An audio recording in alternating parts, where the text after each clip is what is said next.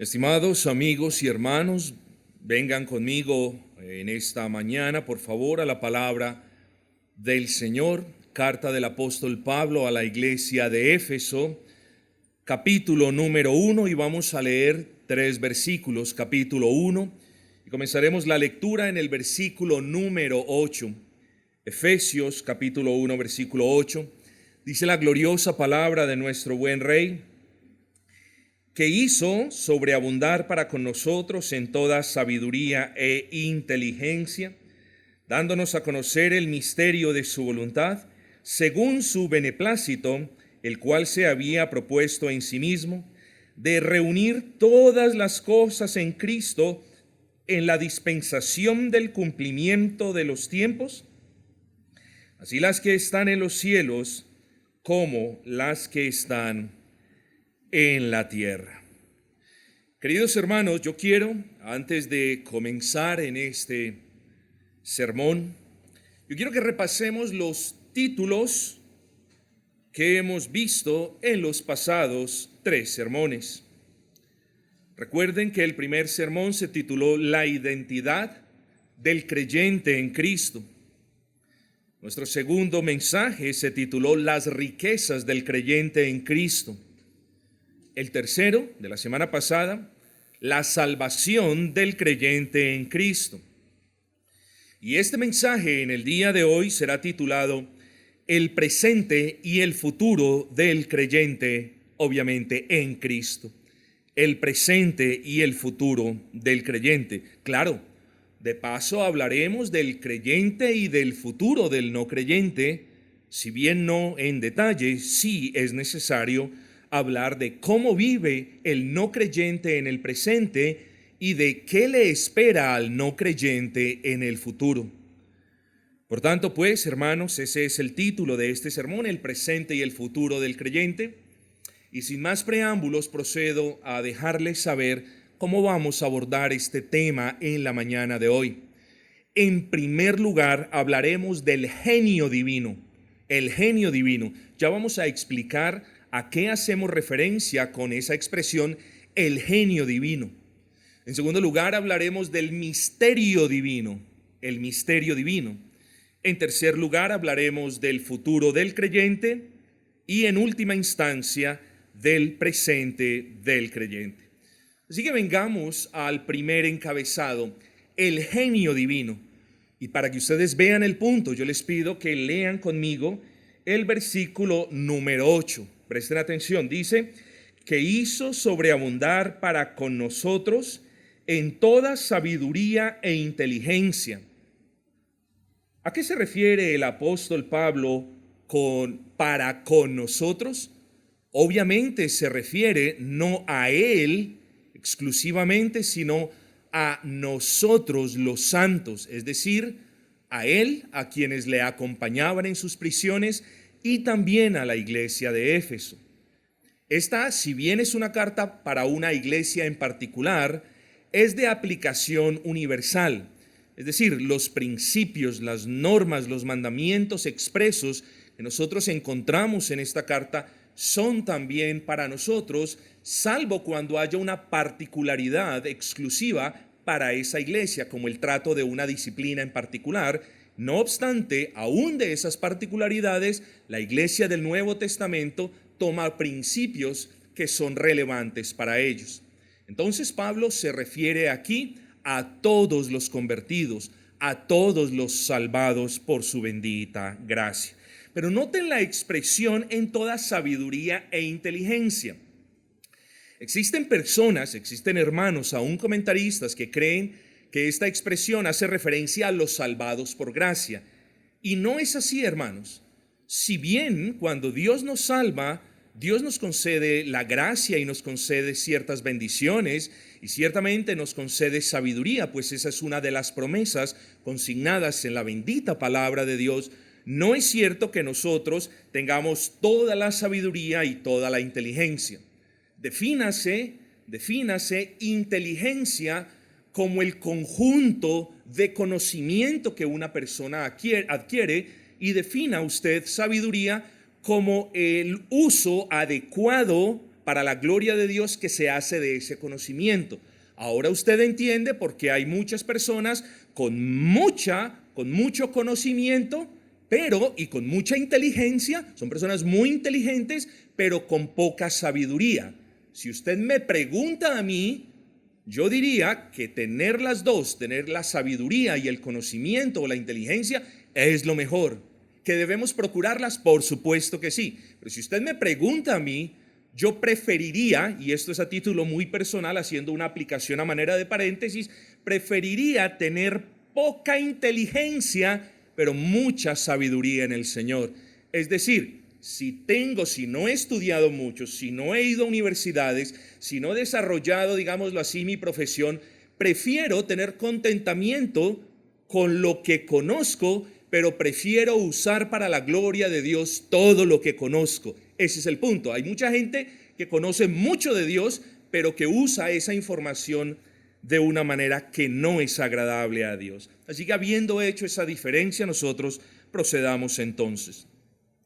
Yo quiero que piense, estimado hermano, en la salvación suya, en la salvación del creyente. Quiero que tenga eso ahora en su mente, en su corazón. Nosotros, los que hemos sido salvos por la gracia del Señor, todos los días pensamos en esa tan grande salvación de la que nos habla la Escritura. Así que piense en su salvación. Su salvación, como ya lo hemos argumentado, no solamente es un acto soberano de Dios, y ya lo argumentamos lo suficiente como para volver a repetirlo, sino que también es un acto de amor en sí mismo. Dios no tenía por qué amarlo, pero escogió amarlo, y por ese bendito amor escogió salvarlo. Así que cuando usted piense en su salvación, piense en un acto soberano de Dios, que en el que usted no participó, y piense en un acto que en sí es mero amor. Esa salvación, además de lo que ya dijimos, esa salvación es una muestra, es un reflejo de el genio divino. ¿Qué queremos entonces decir cuando hablamos del genio divino? Bueno, primero les voy a decir que no queremos decir. Y esto no es un chiste, solamente quiero ejemplificar el punto bien para que usted entienda entonces a qué hacemos referencia con la genialidad de Dios en la salvación del hombre. Porque la salvación del hombre no se debe meramente a que el Señor diseñó de una manera muy inteligente la salvación, sino a que el Señor es un genio en sí mismo. Y ustedes ya van a entender de qué manera se usa la palabra genio. Entonces, no usamos la palabra genio cuando la relacionamos con nuestro Dios en el sentido de una lámpara. Y esto parece un chiste, pero no lo es. Porque hay creyentes que tienen a Dios como el genio de una lámpara. Señor, yo decreto, Señor, yo ordeno, Señor, yo te pido, Señor esto, Señor lo otro, y piensan simplemente que por pedirle al Señor las cosas, dicen ellos con fe, el Señor está en la obligación de dárselos. No, Dios no es un genio en ese sentido de la palabra. Dios no es un genio cuando pensamos en una persona como Albert Einstein. Cuando pensamos en alguna persona como Albert Einstein, decimos, ese personaje fue un genio. Es decir, el conocimiento, la inteligencia de esta persona fue muy grande. Bueno, Dios no es un genio en ese sentido, porque no podemos ni comparar ni equiparar a un genio del mundo con la genialidad del Dios vivo con la que Él hizo todas las cosas. Dios no es genial en el sentido de, ¡ay, qué genial, qué chévere! No. Cuando hablamos del genio divino, particularmente recuerdo que estamos haciendo alusión a su salvación, porque el arquitecto de su salvación es Dios mismo. Así que cuando hablamos del genio divino, a lo que hacemos referencia es aquella infinita sabiduría e infinita inteligencia que solo la podemos encontrar en Dios. Cuando Dios nos hizo a imagen y semejanza suya, nosotros también tenemos la capacidad de conocer las cosas, de ser inteligentes y, claro, por su gracia y solo por su gracia, de ser personas sabias. En cierta manera, para que usted lo entienda mejor, hay atributos comunicables y no comunicables.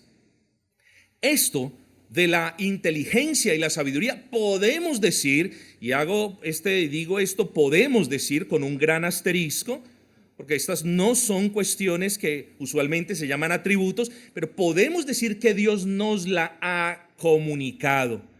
Así pues, hermanos, cuando decimos o hablamos del genio divino, estamos haciendo alusión solo a la infinita sabiduría y al infinito conocimiento que Dios tiene. Hermanos, Dios es inteligente, pero no como nosotros. La palabra de Dios usa palabras que nosotros, o para que nosotros las podamos entender, pero no para que nosotros bajemos a Dios de su trono y lo equiparemos ojo a ojo, frente a frente, como si Dios fuera uno de nosotros. No podemos hacer eso. Tenemos que reconocer nuestras limitaciones y tenemos que ser humildes sabiendo que nuestra comprensión es limitada, mis amados hermanos, pero la de Dios no. Así que cuando decimos que Él, Dios, es inteligente, hacemos referencia a esa posesión, escuchen, del conocimiento de todas las cosas en todas las épocas, de todos los sucesos del universo entero.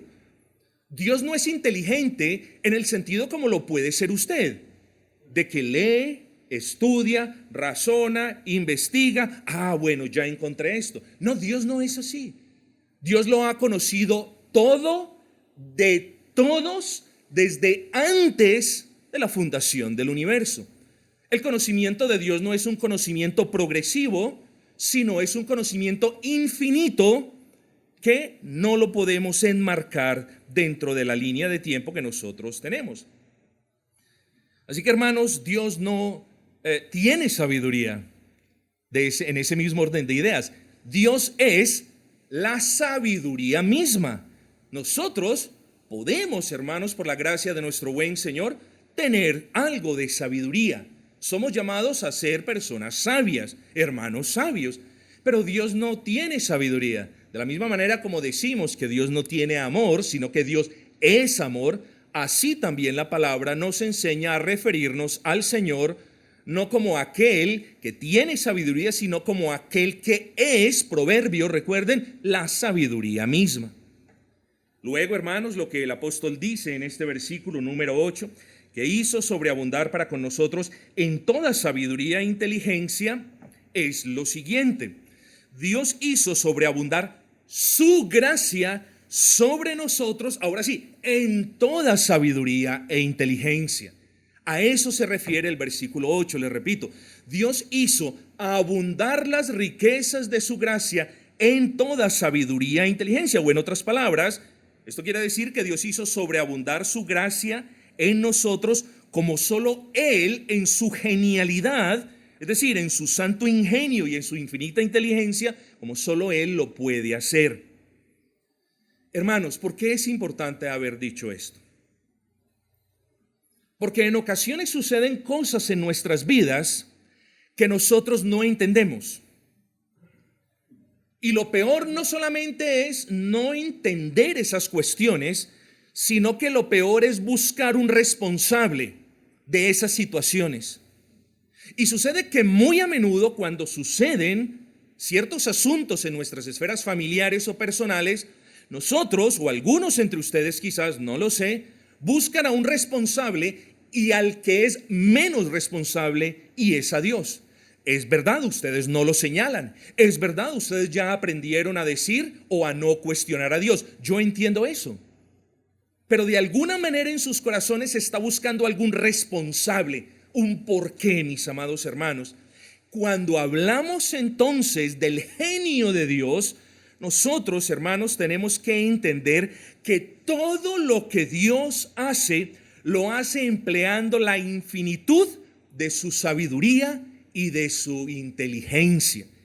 Escuche esto, todo lo que Dios hace en su vida, todo lo que Dios permite alrededor de su vida, todo lo que Dios permite que afecte su vida, Él lo hace no con un poquito. Hay veces, hermanos, nosotros, esto a manera de paréntesis, conocemos algo nos vamos confiando, lo hacemos casi con los ojos cerrados, no hay problema. Lo que al principio nos tomó esta cantidad de atención, a lo último simplemente lo hacemos con esta cantidad de atención. Bueno, Dios no es así, mis amados hermanos. Todo lo que Dios hace, lo hace empleando la infinitud de su inteligencia y de su sabiduría. Por eso no hay nada, escuche bien, en lo que usted está pasando, en lo que usted aquello que lo está afectando, no hay nada que Dios haga y sea desacertado o sea equivocado. Lo hemos dicho, mis hermanos, puede que no lo entendamos. Puede que nuestra carne se moleste un poquito, pero no hay nada de lo que sucede a su alrededor que no sea perfecto, hermanos, porque Dios así o lo ha hecho o ha permitido que sea hecho. Así que esto equivale a decir que la infinitud de su sabiduría e inteligencia la podemos apreciar en toda su providencia. En otras palabras, la manera como Dios gobierna al mundo y los que en él habitamos es de manera perfecta, porque Dios todo lo hace de manera perfecta. La manera de su gobierno, hermanos, ahí podemos ver el genio de Dios, cómo Dios no se equivoca en nada de lo que decretó en la eternidad pasada, cómo Dios no se equivoca en nada de lo que permite en la actualidad. Ahí podemos ver el genio de Dios. Hermanos, si desde la caída de una hoja, óigase bien, desde la caída de una hoja hasta la encarnación de Cristo, y desde el más hermoso de todos los diseños de la naturaleza hasta el carácter sublime del pacto de gracia, ahí en todo podemos ver la genialidad de nuestro buen y gran Señor. Hermanos, esto es motivo para que nosotros siempre nos esforcemos a alabarle, a exaltarle, pero también es motivo para que nosotros descansemos en los designios soberanos de su providencia. No volvamos a caer en el error, hermanos, de creer que lo que nos pasa no es perfecto. Claro, hay cosas malas que nos pasan, pero Dios no es el culpable. Dios es soberano y lo ha permitido para la gloria de su nombre y para beneficio de nuestras almas. Así y todo, no lo entendamos. Él es genio en el sentido que ya lo explicamos a continuación. Y es precisamente en aquellos aspectos relacionados con la salvación del hombre, con su salvación, que podemos decir Dios es genio. Piense en el ordo salutis, estimado hermano. Piense en la elección. Ojo, ahí vemos la genialidad de Dios en elegirnos sin contar con nosotros. Piense en la regeneración. Ahí vemos la genialidad de Dios. ¿Cómo es una regeneración? Bueno, es el Espíritu Santo viniendo a su corazón y cambiando su corazón de piedra en uno de carne. Vaya genio. ¿A quién se le ocurrió eso? Ni al más sabio entre la raza humana, que seguramente hubiese dicho o sugerido otras cosas. Vemos el genio de Dios, hermanos, en la adopción, como nos dice el apóstol Pablo en el versículo 4. Vemos el genio en todos los demás aspectos del ordo salutis, hermanos. En el diseño de su plan, vemos su sabiduría. Note que ese plan no se reveló de manera instantánea, sino que se fue revelando a lo largo de los años. Ahí vemos su genio, hermanos. ¿Por qué, pastor? Explíqueme cómo yo puedo ver el genio de Dios en esa revelación progresiva. Sencillo, hermanos. Toda esa revelación progresiva vino de menos a más para mostrarnos que es por la fe, la palabra de Dios, que hay gracia, que hay salvación. Los primeros seres humanos no tuvieron toda la revelación, tuvieron algo que muy seguramente ellos comprendieron, pero no tuvieron la revelación completa. Vemos la genialidad de Dios, hermano, la infinita sabiduría de Dios en todo lo que Él se propuso y se dispuso a hacer. La encarnación de su Hijo, ahí puede ver usted el genio de Dios.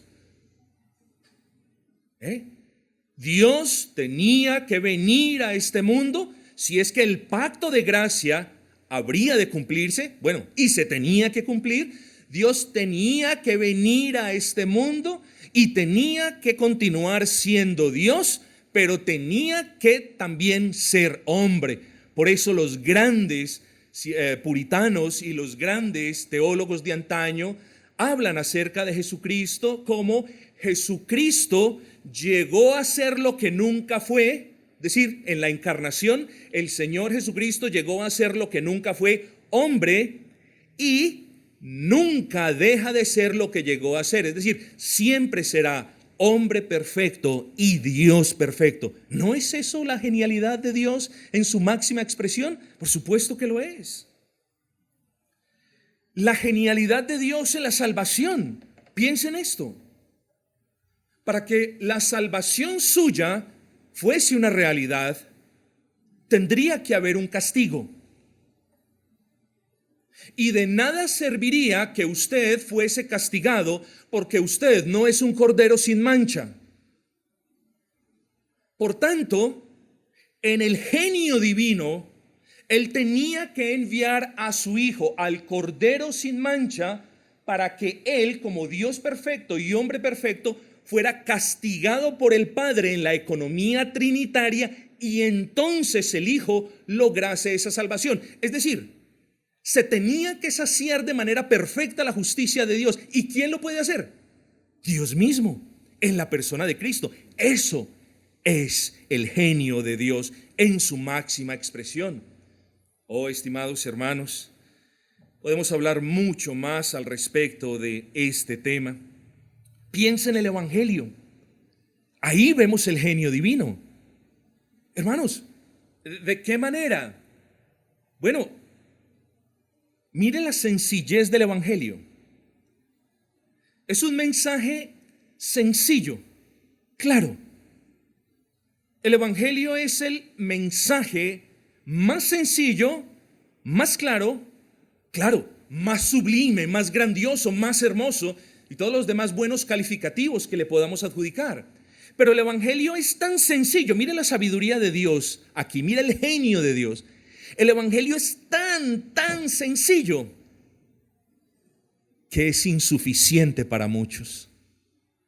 Hay muchas personas que no pueden creer que el Dios vivo conceda salvación gratuita simplemente por creer en su Hijo. No lo pueden creer. Dicen, no puede ser. Yo tengo que aportar algo. Tengo que hacer algo. Yo tengo que contribuir con alguna obra. Yo tengo que escoger a Dios. Miren el genio, la sencillez con la que Dios diseñó este mensaje de buenas nuevas. Es un mensaje tan sencillo. Es verdad, puede que usted no comprenda algunas verdades teológicas. Hay verdades teológicas que solo se pueden comprender mediante un estudio exhaustivo y hay otras verdades que realmente no podremos comprender en su totalidad. Pero piensen en el Evangelio.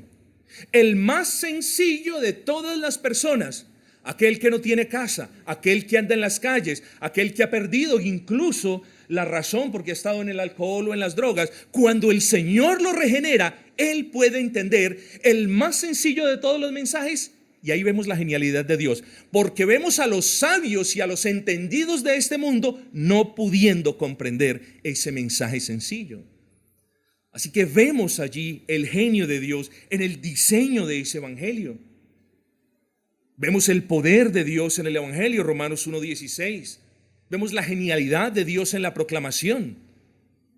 ¿En qué manera vemos el genio de Dios en la proclamación?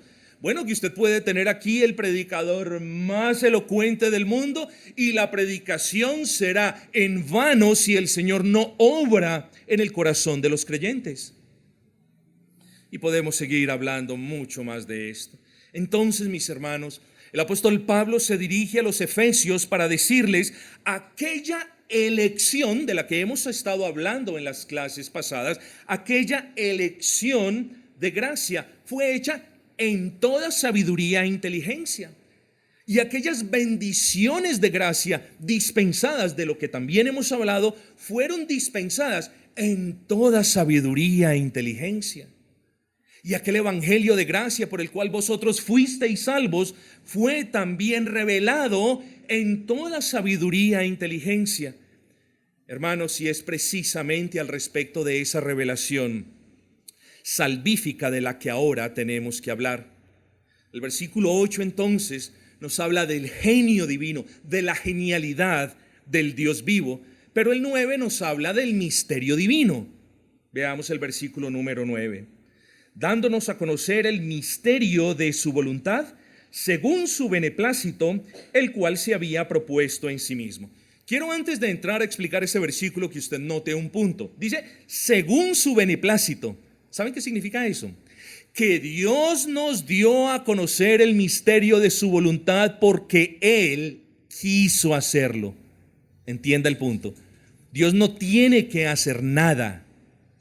Él quiere hacer las cosas y todo lo que Él quiere hacer, Él lo hace. ¿Entiende ese punto? Así que Él quiso revelarnos a nosotros el misterio de su voluntad. Ahora bien, cuando hablamos de la palabra misterio, eso es un lío. Eso es un lío porque en cierta manera hablar de la palabra misterio es hablar de algo que las personas no conocen. Y cuando usted habla de algo que no conoce, usualmente las personas que terminan haciendo, claro, cuando no conocen un tema, ¿qué terminan haciendo? Inventándose algo que hablar al respecto de ese tema. En otras palabras, o en palabras más claras, las personas comienzan a especular acerca de ese tema. Y yo quiero advertirles hoy en el amor del Señor, cuando usted no comprenda un tema de la Biblia, no de una manera perfecta, pero al menos de una manera decente, es mejor que no especule, es mejor que no invente, porque usted puede terminar diciendo una herejía, y es lo último que nosotros queremos hacer para desagradar a Dios. Así que es bueno, hermanos, que estudiemos la Biblia, pero que la estudiemos para ganar ese conocimiento que va acompañado siempre de una práctica piadosa. Pero tenga cuidado con esto. Cuando usted no esté muy seguro al respecto de un punto bíblico, de una doctrina, es mejor que no especule porque termina hablando una mentira acerca de una doctrina. Así que esa cosa no es buena, la especulación no es buena en ningún asunto. Y el misterio precisamente se presta para especulación. Cuando nosotros hablamos de la voluntad de Dios, y esto es un repaso, siempre tenemos que pensar en términos, hay gente que lo divide en más partes. Yo usualmente tomo la línea de subdividir la voluntad de Dios, no que sea divisible, no, la voluntad de Dios es una, solamente que para nuestra comprensión es mejor mirarla de esta manera. Cuando usted menciona la expresión la voluntad de Dios, usted debe pensar desde dos puntos de vista. Primero, la voluntad de Dios que fue revelada y la voluntad de Dios que es secreta. Cuando hablamos de la voluntad revelada, hablamos de la palabra de Dios. No hablamos de profecía, no hablamos de sueños, no hablamos de Dios me habló, de Dios me dijo, de Dios me mostró. Hablamos de la palabra del Dios vivo, mis amados hermanos. Esta palabra fue revelada tanto de manera progresiva, es decir, de menos a más. Ahora bien, cuando hablamos de la voluntad secreta, tenemos que pensar también en otras dos pequeñas subdivisiones que yo solamente las estoy haciendo para beneficio de su comprensión. Cuando hablamos de la voluntad secreta, hablamos de algo que continúa siendo un misterio en el pleno sentido de la palabra. Preste atención a esto. La voluntad revelada en comienzo fue un misterio, pero se fue revelando y a medida que se iba revelando ya no iba siendo tanto misterio. Pero la voluntad secreta de Dios sigue siendo un misterio para usted y para mí. Cuando las personas del mundo van a que les lean las cartas y van a invocar brujos y van a hacer de toda esta sarta de cosas, ellos lo que están, en otras palabras, haciendo es: quiero conocer cuál es la voluntad secreta de Dios para con mi vida, cosa que no hacen. Parte de esa voluntad secreta, hermanos, quiere que le diga qué es lo que va a pasar con su vida, con la suya y la suya, en 3 horas.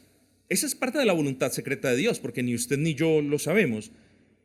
Para que usted sepa cuál es la voluntad secreta de Dios para con su vida mañana, primero hay que esperar a que venga ese mañana y hay que esperar a que Dios le dé vida para vivir ese mañana. Entonces mañana, al finalizar el día, usted mira para atrás y dice: ya entiendo cuál fue la voluntad secreta de Dios para conmigo.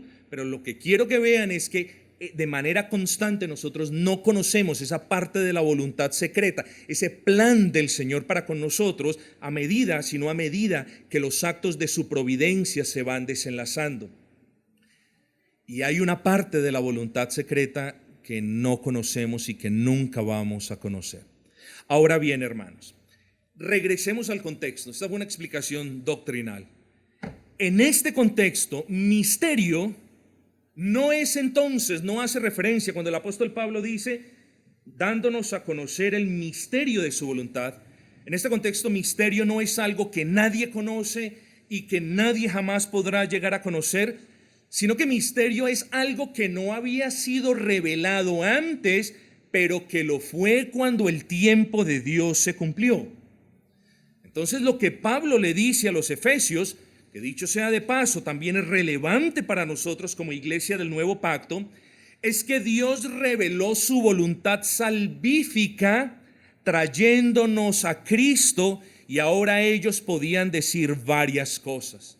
Quiero que preste atención a esto. Dios, le repito esto para que lo entienda, Dios reveló su voluntad salvífica para con usted, trayéndolo a usted a Cristo. Ahí vemos que en realidad Dios sí reveló su voluntad salvífica para con usted. Y cuando una persona verdaderamente es creyente, esa persona puede decir, el misterio del evangelio me fue revelado. ¿Y cómo podemos saber esto? Bueno, porque hemos entendido el evangelio y hemos abrazado el evangelio. El evangelio antes era un misterio para nosotros. Yo no entendía el evangelio, no sabía qué era el evangelio. Escuchaba el evangelio, pero no podía comprender qué había que hacer. Si es que había algo que podíamos hacer, pues el evangelio no es el hombre haciendo, sino Dios ya hizo y nosotros abrazando esas bendiciones por la fe. Entonces, estimados hermanos, lo que dice Pablo en el versículo número 9, dándonos a conocer el misterio de su voluntad, es a los santos, a los escogidos, a los creyentes, Dios les quitó las vendas de los ojos para que ellos pudieran ver y entender el misterio del evangelio. Ahora ya el evangelio no era algo misterioso ni oculto, sino un mensaje claro, sencillo y diáfano que merecía ser abrazado y que de hecho fue abrazado. Los creyentes pueden decir, ahora el misterio, escuchen esto porque esta explicación les va a servir, el misterio de la elección me fue revelado. Yo he escuchado a lo largo de los años y aún continúo escuchando que algunas personas dicen, pero es que yo ¿cómo sé si soy elegido? Nadie sabe que es elegido. Es verdad, nadie sabe si ha sido elegido para salvación, a menos de que esa persona venga a Cristo. Y lo que les quiero decir, hermanos, es que aquellos que verdaderamente son salvos pueden decir, ahora el misterio de la elección o de mi elección ya fue revelado, porque vine a Cristo. Y me entregué a Cristo y abracé a Cristo y obedezco a Cristo. Ahí usted se da cuenta si usted fue elegido. Usted no sabe si es elegido mirando desde lejos la cruz del Calvario, ni preguntándose, ¿será que yo fui elegido? No, tan injusta es la doctrina. No, usted sabe si usted ha sido elegido porque ha venido a Cristo y porque ama a Cristo y porque obedece la ley de Cristo y porque ama la iglesia de Cristo y porque tiene comunión con los redimidos de Cristo. Ahí sabe usted que el misterio de la elección le fue a usted develado. ¿Sí me entiende eso? Son cosas hermosas. Son cosas grandiosas.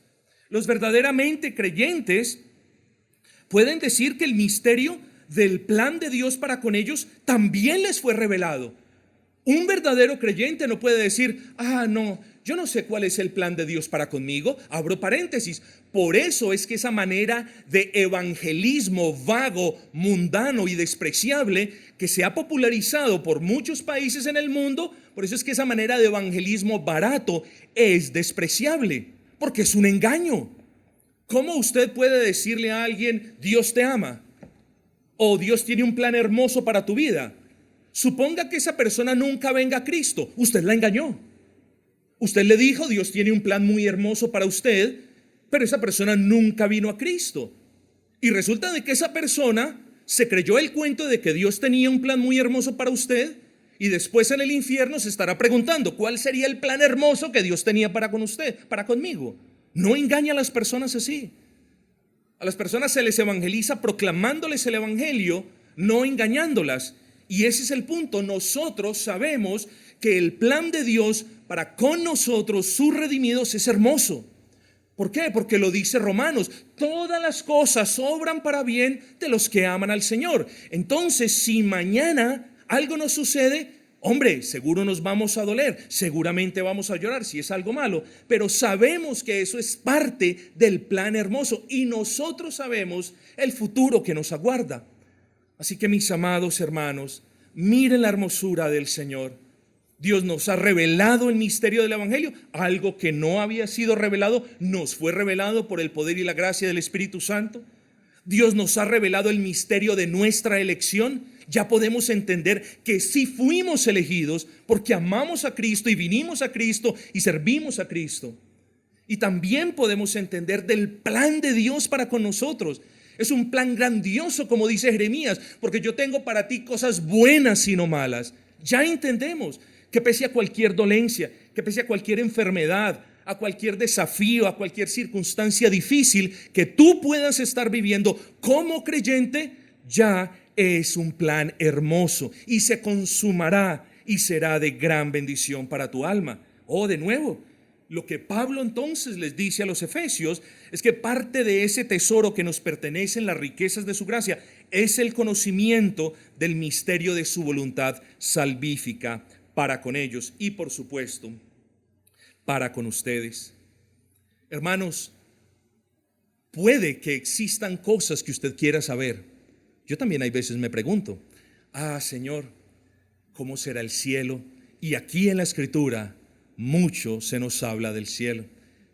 Pero entonces uno no queda contento con eso. Y digo esto porque sé que es una realidad generalizada también entre el pueblo de Dios. La persona siempre quiere conocer más y más y más. ¿Y cómo será esto? ¿Y qué pasará aquí? ¿Y cómo estaremos allí? Etcétera, etcétera. Miren, hermanos, yo les quiero decir una cosa. Hay cosas, o más bien, las cosas que Dios nos reveló en su bendita palabra, no nos incumbe inquirir en ella y mucho menos especular al respecto de ellas. ¿Sí lo entendió, mi hermano? Vuelvo y se lo repito con mucho amor. Las cosas que Dios no reveló en su palabra, de manera grosera, ustedes me perdonarán, no nos importa. Tómelo de esa manera. Lo que Dios nos reveló en su palabra no nos incumbe. No debemos estar ocupados en las cosas que Dios nos reveló, sino que debemos estar ocupados obedeciendo las cosas que Él reveló. Ese es el punto, mis amados hermanos. Y no hay nada de lo que Él haya revelado que nos obligue a conjeturar o especular. Nada que nos lleve a una incertidumbre como, ¿qué pasará en el día del juicio? Tengo miedo del día del juicio. No hay nada que temer, porque lo que sucederá en el día del juicio es claro. Y eso quedó consignado en la palabra para que nosotros no sucumbamos ante la especulación de muchos. Hermanos, Dios nos reveló todo lo que necesitamos saber para agradarle y honrarle. Y gracias a la luz del mundo que es Cristo, nosotros, su pueblo, no estamos más en tiniebla. No obstante, hermanos, y ya me muevo hacia el tercer punto, no obstante, el ser humano es curioso. Y lamentablemente algunos creyentes pueden también ser morbosa y obsesivamente curiosos. Y cuando hablo de curiosidad, no hago referencia a querer crecer más en el conocimiento que siempre viene acompañado de piedad, sino en querer conocer aquello que el Señor no le ha placido revelar, como ya lo argumentamos. Luego llegan, hermanos, en especulaciones, como lo dije, Dios me ha hablado, Dios me ha mostrado, Dios me ha revelado, etcétera, etcétera. Y la verdad es que aparte de la Escritura, Dios no le habla a nadie, ni le revela nada a nadie, ni a nadie le muestra nada. El oráculo para nosotros es la bendita palabra de Dios, y por eso la iglesia siempre ha dicho, salvo en los últimos 100 años del auge del carismatismo, siempre la iglesia ha dicho, la escritura es suficiente. No hay nada aparte de la escritura que nosotros necesitemos saber. Pero decíamos, ¿cierto? Y una de esas cosas, hermanos, que parece que atrae, me perdonan lo fuerte de las palabras, pero uno de esos asuntos que parece que atrae patológicamente a algunos creyentes es el tema de la escatología. Aquello que responde a la pregunta, ¿qué es lo que va a suceder con mi alma cuando muera? Eso es escatología particular. ¿O qué es lo que va a suceder con todo el mundo cuando Cristo regrese? Eso es escatología general. Ahora bien, ¿qué tiene que ver esto con lo que estamos hablando? Escuchen esto. Si bien el tema escatológico no es el centro, digámoslo así, o no ocupa gran parte de lo que Pablo le quiere decir a los hermanos en la iglesia de Éfeso, sí habla de ello. En la iglesia de Tesalónica habló más de escatología que quizás en otra epístola paulina. Pero el punto es que sí habla de escatología, Y por eso entonces nosotros venimos al tercer punto de nuestro sermón, que es el futuro del creyente. Vamos primero a hablar del futuro del creyente. Eso lo encontramos en el versículo 10. Preste atención. Versículo 8, el genio divino. Versículo 9, el misterio divino que fue revelado. Versículo 10, el futuro del creyente. Dice, de reunir todas las cosas en Cristo en la dispensación del cumplimiento de los tiempos, así las que están en los cielos como las que están en la tierra. Hablemos del futuro nuestro, pero no hablemos del futuro de qué es lo que va a suceder mañana o de qué va a decir su jefe de usted pasado mañana. Hablemos del futuro espiritual y vámonos hasta donde más podamos y pensemos un poco en el juicio divino, en ese juicio en el que el Cordero de Dios, el Hijo de Dios, va a ser como juez y nosotros como conjueces, como dice su palabra. Ese juicio, el hecho de que la Escritura nos lleve, nos enseñe que hay un juicio, nos debe llevar primero a esperar a Cristo, hermanos. Hay creyentes, y no sé si aquí, espero que no, pero hay creyentes que viven sus vidas como si el juicio nunca fuese a llegar, o como si la promesa de la parucía de Cristo nunca se fuese a cumplir. Hay personas profesantes de la fe cristiana que todos los días viven esperando el salario, esperando más dinero, esperando comprar una cosa, esperando tener otra cosa, esperando viajar, y esperan todo menos al Cristo que deberían esperar.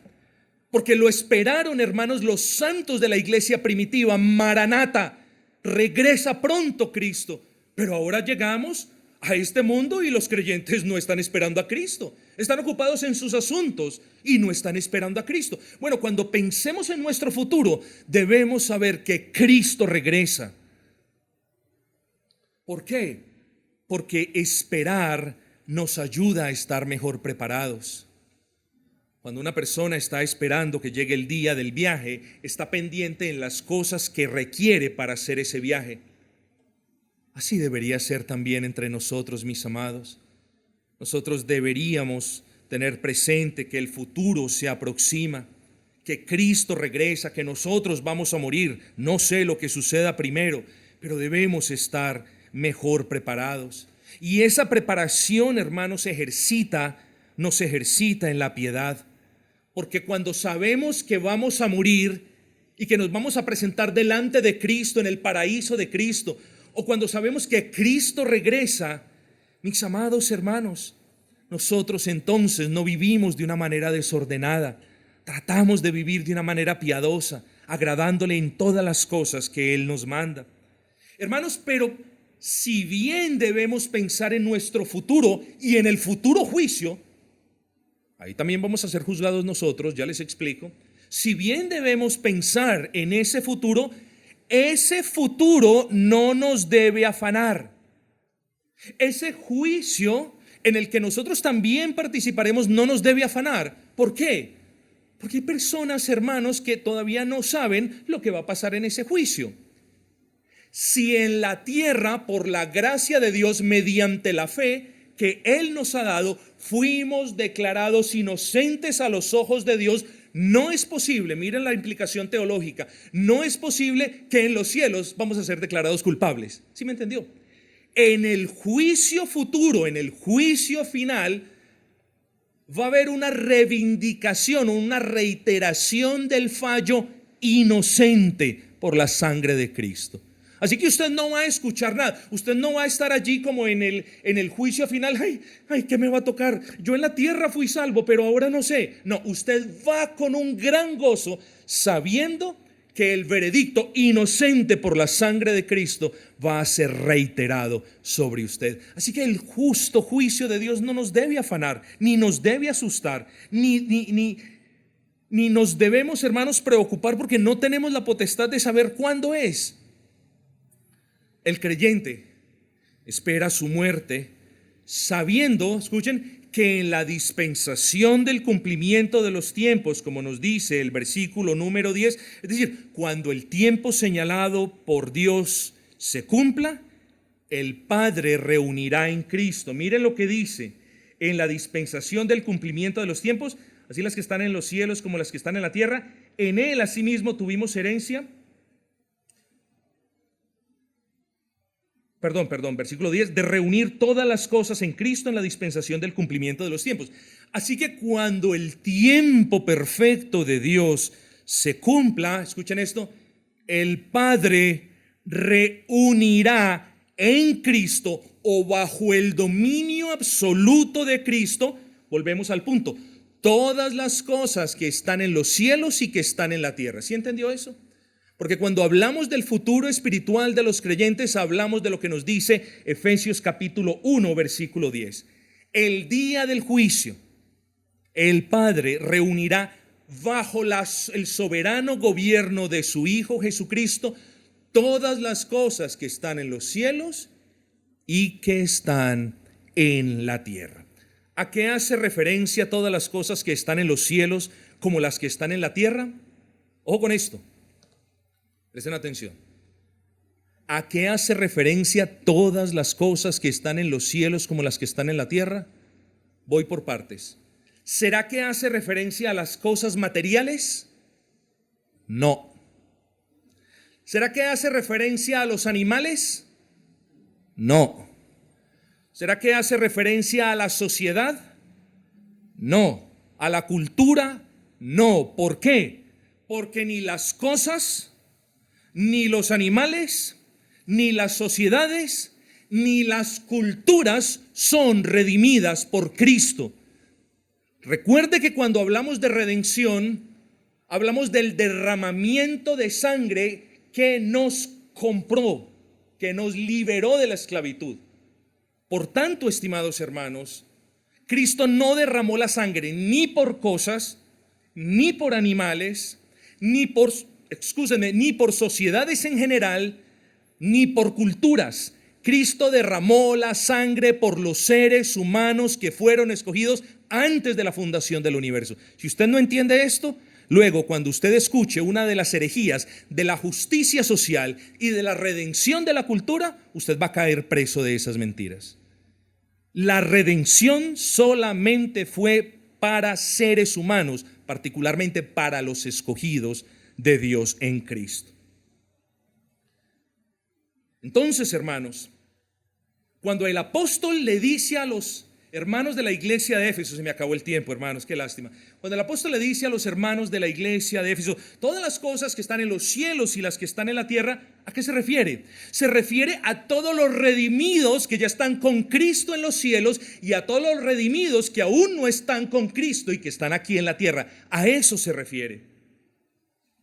Pero también se refiere a los ángeles, hermanos. Y es que el futuro del creyente está al lado de los ángeles. Ellos no han sido redimidos, pero fueron criaturas que han servido al Señor y alabado al Señor por cientos de miles de millones de años, desde que Él los creó, porque no son criaturas infinitas, han estado allí. Esas son las cosas a las que Pablo también hace referencia, que están en los cielos.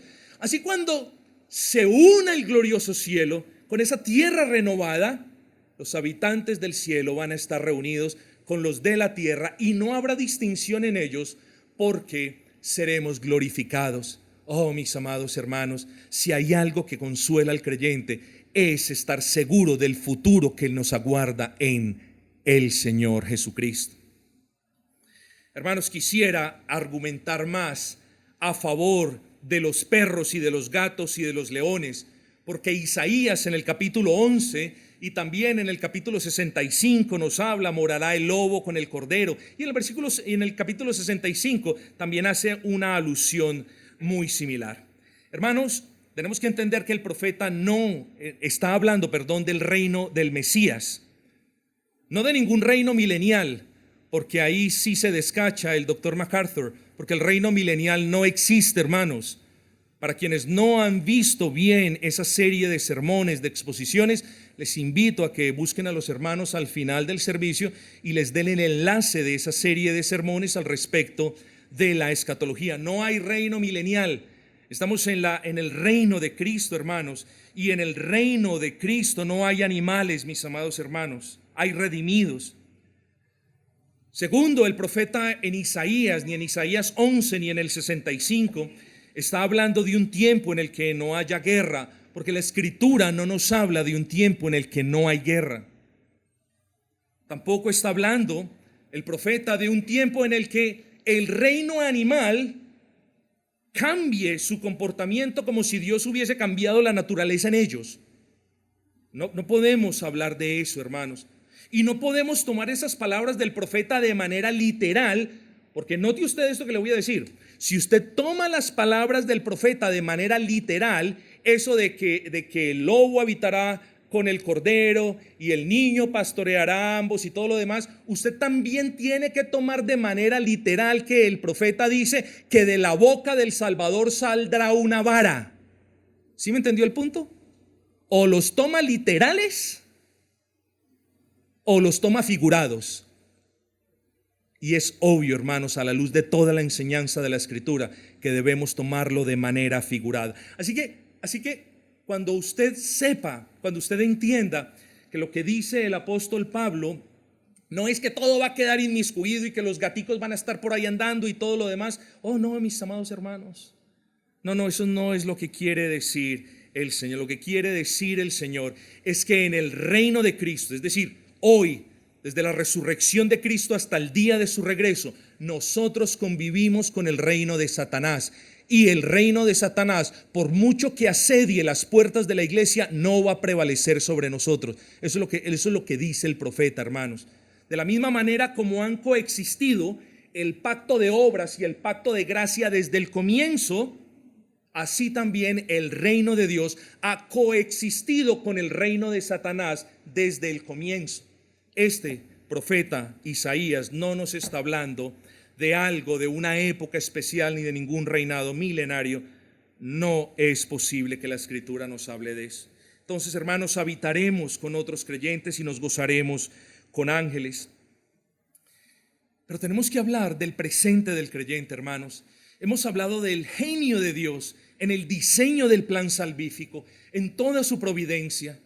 Hemos hablado también del misterio que Dios, por su gracia, como lo leímos, porque Él quiso, nos reveló a nosotros, sus hijos. Hemos hablado del futuro del creyente. Recuerden que estamos en los últimos días. Pastor, entonces el Señor viene mañana. No, los últimos días comenzaron a contarse después de la ascensión de Cristo, cosa que ya explicamos de manera detallada en ocasiones pasadas. Entonces, hermanos, ahora tenemos que regresar al presente, porque aquí vivimos. Ya nos hemos elevado un poco y hemos contemplado aquellas cosas ciertísimas que sucederán, pero es necesario que aterricemos, hermanos. Si un creyente, cuando muere, va a donde su Señor, a alabar a su Señor, a continuar sirviendo a su Señor, ¿por qué será que habrá muchos profesantes de la fe cristiana que esperan ir al cielo a disfrutar de todas esas bendiciones, cuando aquí en la tierra no andan esperando a Cristo ni viviendo para la alabanza de la gloria de Cristo. ¿Por qué será eso? Porque creo que algunos profesantes quieren pan y pedazo debajo del brazo. Quieren el cielo, quieren a Dios, quieren perdón de pecados, quieren el descanso eterno, pero aquí no se quieren santificar, aquí no quieren servir, aquí no quieren obedecer, aquí no quieren estar con los hermanos. Y no es posible eso.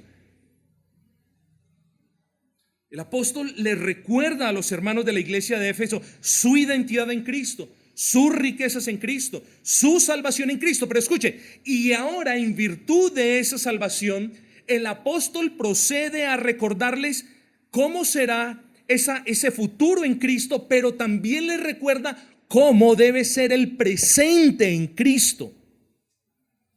Y eso nos trae a nuestro cuarto encabezado, versículo número 11 y 12. En él asimismo tuvimos herencia, habiendo sido predestinados conforme al propósito del que hace todas las cosas según el designio de su voluntad, a fin de que seamos para alabanza de su gloria. Preste atención, versículo 4. Según nos escogió en él antes de la fundación del mundo, ¿para qué? Para que fuésemos santos. ¿Para qué más? Para que fuésemos sin mancha delante de él. ¿Para qué más? Para que fuésemos adoptados. ¿Para qué más? Para que conociésemos su voluntad. ¿Para qué más? Versículo 12. Dios nos salvó para alabanza de su gloria, mis amados hermanos. Y lo que yo tengo para preguntarle es: ¿cómo vive usted en Cristo? ¿O cómo vive usted para Cristo? Bueno, mis amados, cuando hablamos de verdaderos creyentes, y lo que les voy a mencionar a continuación, no es que tengamos que vivir a la perfección, porque no hay perfección en nosotros. Lo que les voy a decir, o lo que les voy a describir de manera breve, porque ya el tiempo se me fue, es cómo vive un creyente para Cristo. O sea, si el versículo 12 nos dice de que los creyentes somos o fuimos elegidos en amor para la alabanza de la gloria de Dios, ¿qué es eso? ¿Cómo yo puedo dar alabanza a la gloria de Dios con mi vida? Bueno, el verdadero creyente no tiene una amistad con el mundo. No está pendiente de las cosas del mundo. No sucumbe ante las cosas del mundo. Es más, no porque no lo pueda hacer, sino, hermanos, y aquí está la diferencia, porque no lo atraen las cosas del mundo, que son cosas diferentes. Hay personas que creen que en las iglesias les están diciendo: no puede hacer, no puede meterse por ahí, no puede meterse por aquí. No, hermanos, los creyentes no solo sabemos eso. Es verdad, en ocasiones nos toca recordarlo. Pero es que los creyentes ya no queremos ninguna amistad con el mundo. Nos sentimos ofendidos con el mundo, de hecho. Amamos al mundo solamente en el sentido misericordioso, pero nos sentimos ofendidos porque ellos están mal hablando de nuestro Cristo, de aquel que murió en la cruz del Calvario. Están blasfemando de nuestro Cristo, están atacando el cuerpo de Cristo y haciendo otra cantidad de cosas. ¿Cómo vamos a ser nosotros amigos del mundo si el mundo aborrece a Cristo y nos aborrece a nosotros? No, hermanos, el verdadero creyente no tiene amistad con el mundo, no le atraen las cosas del mundo, no vive para sí mismo, y mucho menos contra Deum. ¿Tú sabes qué es contra Deum? Contra Deum es el latín que significa en contra de Dios. El creyente no va en contra de Dios. El creyente se sujeta a Dios y ama a Dios y guarda los mandamientos de Dios. Y Pablo les dice: oigan, ustedes fueron elegidos para la alabanza de la gloria de Cristo. Y yo le hago la pregunta: ¿usted vive para la alabanza de la gloria de Cristo? Esa pregunta es necesario que la respondamos aquí y ahora, hermanos, porque nadie está hablando de perfección. Estamos hablando de ser honestos delante de Dios. Porque si bien, hermanos, no somos perfectos, ninguno de nosotros, sí, hermanos, deberíamos estar viviendo para la alabanza de la gloria de Cristo. Hermano, el creyente vive en amor por Dios, en amor por los hermanos, en amor por la iglesia, en amor por la ley de Dios. Como lo leíamos en el Salmo 1, Señor, Yo amo tu ley y medito en tu ley y me deleito en tu ley. Llegamos al cristianismo mediocre de estos años, al cristianismo neocalvinista, a un calvinismo lleno de mundanalidad y de vagabundería, que enseña que no, ya la ley del Señor no cobija a los creyentes, ya no. El día del Señor, no, eso ya pasó, eso es un mero acto de la ley mosaica que no es relevante para el creyente. El día del Señor, no, haga usted lo que quiera, usted ya es libre en Cristo. Ese es el neocalvinismo que está afectando la mayoría de iglesias reformadas. Hermanos, y guárdenos el Señor de pensar que somos mejores. No, somos los más débiles, los más necesitados, los que más reconocemos la gracia del Señor. Pero un creyente que quiera vivir para la alabanza de la gloria de Cristo, vive amando la ley de Cristo. Hermanos, termino,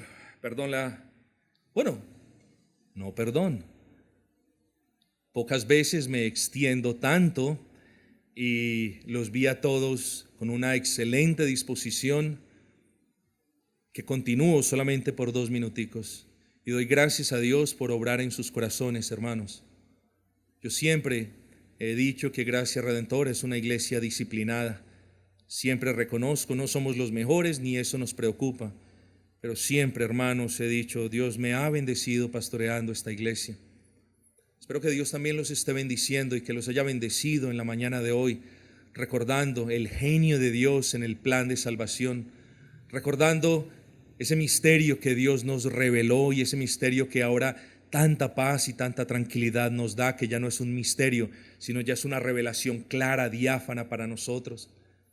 Espero que el Señor les bendiga cuando ustedes mediten en ese futuro, cuando el cielo se junte con la tierra y esa tierra nueva, esa nueva Jerusalén, salga a relucir para la gloria de Dios, donde habitemos todos nosotros con ángeles y con todos los que ahora están en los cielos, y le sirvamos al Señor por toda la eternidad, sin hambre, sin calor, sin enfermedad, sino en la plenitud de su glorificación, la cual obrará en la dispensación del tiempo.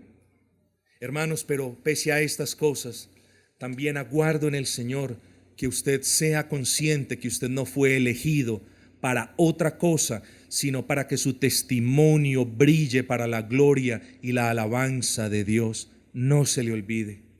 Así que si usted hoy no está viviendo para la gloria y la alabanza de Dios, hay algo potencialmente peligroso que no está bien con usted o en su alma.